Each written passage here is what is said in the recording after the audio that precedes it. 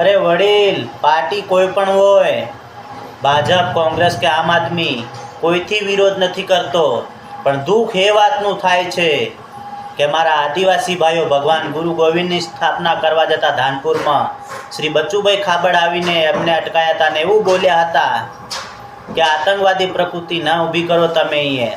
એટલે ઓટ લેતી વખતે આતંકવાદ ન દેખાયો. જ્યારે અમારા ધર્મનું કામ થઈ રહ્યું હતું ત્યાં આવીને એમને આતંકવાદ દેખાયો ને કામ બંધ કરાયું. પણ વડીલ, હું એટલું કહેવા માંગુ છું કે સમાજ હવે જાગી ગયો છે. ભગવાનનું નામ ઉઠાય, કોઈ માણસનું નામ ઉઠાય અને તમે બધા આખા ધર્મનો ઝઘડો કહેવાને લાવતાથી આ તમને મેં આ તમે આતંકવાદી પ્રવૃત્તિ બંધ કરી દો. સમાજને સંછેડવાની કોશિશ ના કરતા અને ધર્મ માટે લડી લે એવો અર્જુન છે અમારી પાસે. ઘણા અર્જુન છે એવા ધર્મ માટે લડે એવા, પણ એ અત્યારે નહીં. સમય બલવાન હોતા હૈ. એટલે કહું છું, આ વિડીયો મારે બનાવવો નહોતો, પણ જ્યારે ધર્મ માટે મને દુઃખ થઈ રહ્યું છે અને સર્વે આદિવાસી ભાઈઓનું ધર્મ માટે લાગણી દુભાઈ રહી છે, એટલા માટે આ વિડીયો બનાવ્યો ને વધુમાં વધુ શેર કરજો. લાઈક, ફોલોવર કે ફેમસ થવા માટે વિડીયો નથી બનાવ્યો, પણ જ્યારે ધર્મની વાત આવીને ઊભી રહીને એટલા માટે વિડીયો બનાવ્યો છે. અને ગરીબનું કોઈ પૂરું નથી કરતું.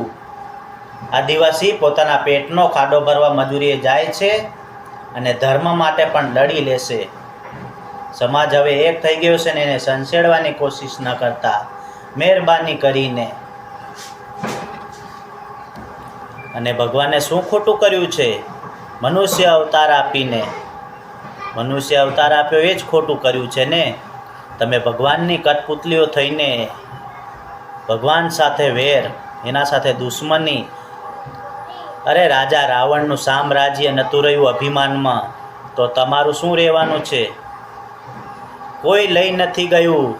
બંધ મુઠ્ઠી આવ્યા હતા ને ખુલ્લે હાથે જવાનું છે. નંગે પેર આવ્યા હતા ને નંગે પેર જાના પડેગા. એટલી મારી રિક્વેસ્ટ છે. વિડીયો વધારેમાં વધારે શેર કરજો.